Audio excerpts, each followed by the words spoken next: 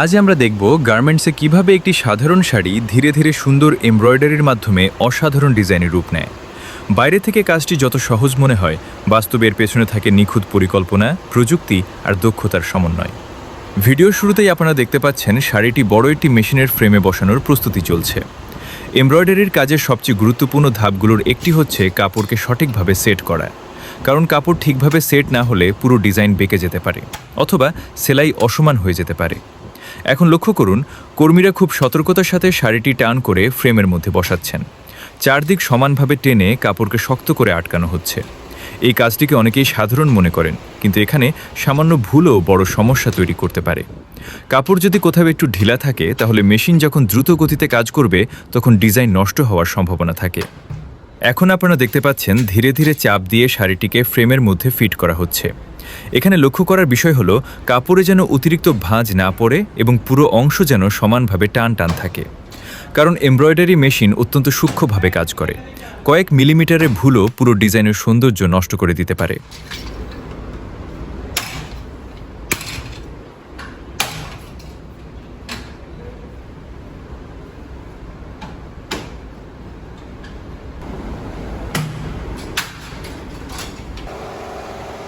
ফ্রেমে বসানোর কাজ শেষ হওয়ার পর এবার শুরু হচ্ছে প্রযুক্তির অংশ।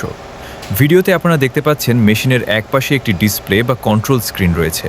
এই ডিসপ্লেই মূলত পুরো মেশিনের নিয়ন্ত্রণ কেন্দ্র হিসেবে কাজ করে। এখানে আগে থেকেই ডিজাইন সফটওয়্যারের মাধ্যমে বিভিন্ন নকশা তৈরি করা থাকে।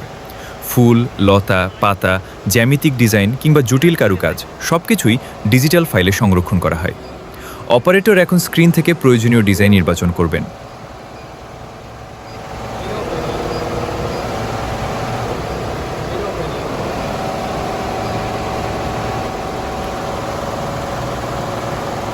এখন ভিডিওতে দেখুন, অপারেটর ডিসপ্লেতে কিছু কমান্ড দিচ্ছেন। বাইরে থেকে এটি শুধু কয়েকটি বাটন চাপার মতো মনে হলেও এর ভেতরে রয়েছে অনেক হিসাব। কোথা থেকে সেলাই শুরু হবে, কত গতিতে হবে, কোন অংশে কোন রঙের সুতা ব্যবহার হবে, সব কিছু এখান থেকেই নিয়ন্ত্রণ করা হয়। এখন সব প্রস্তুতি শেষ। মেশিনকে দেওয়া হলো কাজের চূড়ান্ত নির্দেশ এবং দেখুন, কমান্ড দেওয়ার সাথে সাথেই মেশিন কাজ শুরু করে দিল। এখন শুরু হচ্ছে সবচেয়ে আকর্ষণীয় অংশ। খেয়াল করুন, মেশিনের সুই কি অসাধারণ গতিতে ওঠানামা করছে। এত দ্রুত কাজ হচ্ছে যে খালি চোখে প্রতিটি সেলাই আলাদা করে দেখা কঠিন। কিন্তু আশ্চর্যের বিষয় হলো, এই দ্রুত গতির মধ্যেও মেশিন একদম নিখুঁতভাবে ডিজাইন অনুসরণ করছে। এখন মেশিন ধীরে ধীরে শাড়ির উপর সুতা দিয়ে নকশা তৈরি করছে। একটু আগে যেখানে শুধু ফাঁকা কাপড় দেখা যাচ্ছিল, সেখানে ধীরে ধীরে ফুটে উঠছে সুন্দর ডিজাইন।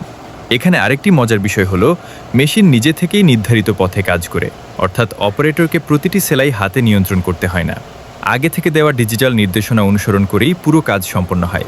খেয়াল করলে দেখবেন শাড়ির ফ্রেমও নিজে নিজে বিভিন্ন দিকে নড়াচড়া করছে।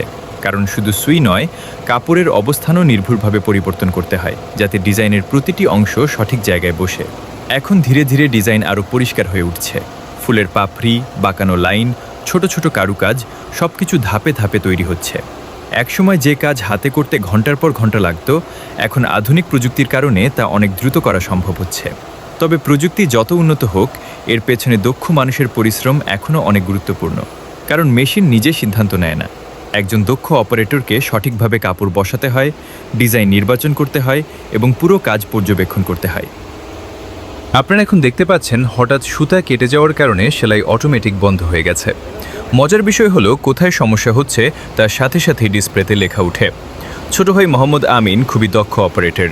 ববিন কেসের সুতা কেটে যাওয়ার পরে খুব সুন্দরভাবে লাগিয়ে দিচ্ছে। তারপরেই আবার মেশিন তার নিজ গতিতে চলতে শুরু করে।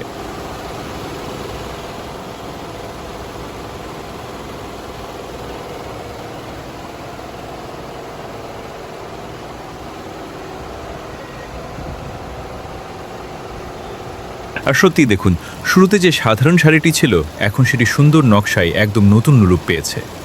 একটি শাড়ির সৌন্দর্যের পেছনে শুধু সুতা আর মেশিন নয়, কাজ করে মানুষের দক্ষতা, সময়, পরিকল্পনা এবং আধুনিক প্রযুক্তির অসাধারণ সমন্বয়। এভাবেই গার্মেন্টসে ধাপে ধাপে তৈরি হয় একটি এমব্রয়ডারি করা শাড়ি। ছোট ছোট ধাপ মিলিয়েই তৈরি হয় বড় সুন্দর একটি শিল্পকর্ম।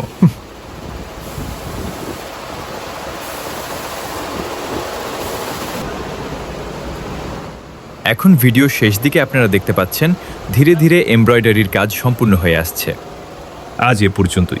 ইনশাআল্লাহ দেখা হবে নতুন কোনো এপিসোডে। সে পর্যন্ত ভালো থাকুন, সুস্থ থাকুন এবং আমাদের চ্যানেল KMI ফ্যামিলির সাথেই থাকুন। আল্লাহ হাফিজ।